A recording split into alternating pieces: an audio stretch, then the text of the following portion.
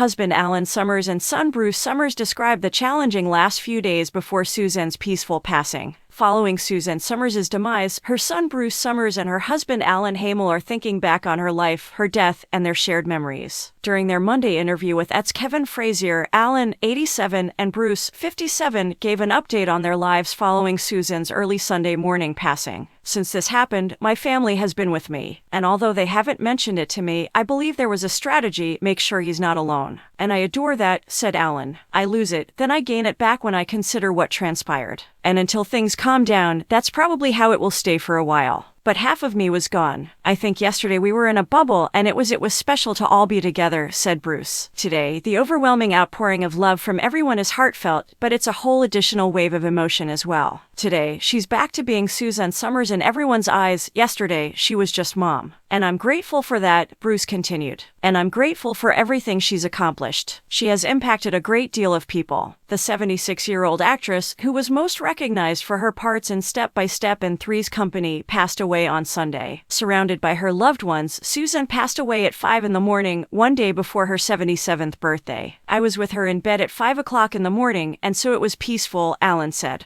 "I was also happy that our entire family could visit her. It was a lovely encounter." Alan described how, as she grew weaker, they were unable to get her to respond to anything in her final days. "There was nothing we could get out of her. By the end, she had stopped speaking. We didn't know if she was still alive or not for the past few days because she stopped eating, stopped talking, and refused to take her medication," according to Alan. "I continued to take her blood pressure, but she remained silent. She showed no sign of response. Then, when I kissed her, she responded, kissing me back, and I knew that she heard what I was saying," he said. "I hoped she could hear me after talking to her for hours, well into the night. And I believe she heard me. Given that I am 10 years older than Suzanne, we assumed that I would be the one to go first. Then it struck me, what a dilemma. She's on her own if I get there first. I wish to keep her company," stated Alan. "We haven't been apart for even an hour in the last 42 years. It was, I suppose, functionally codependent, as my son Bruce puts it." Bruce added, "In my opinion, they were inseparable. Alan prefers to remain very private and avoid the spotlight. He shielded my mother because she enjoyed being in view of others." Longtime friend and publicist R. Curry Hay confirmed Suzanne's passing in a statement to ET, stating that the actress survived an aggressive form of breast cancer for over 23 years prior to her passing.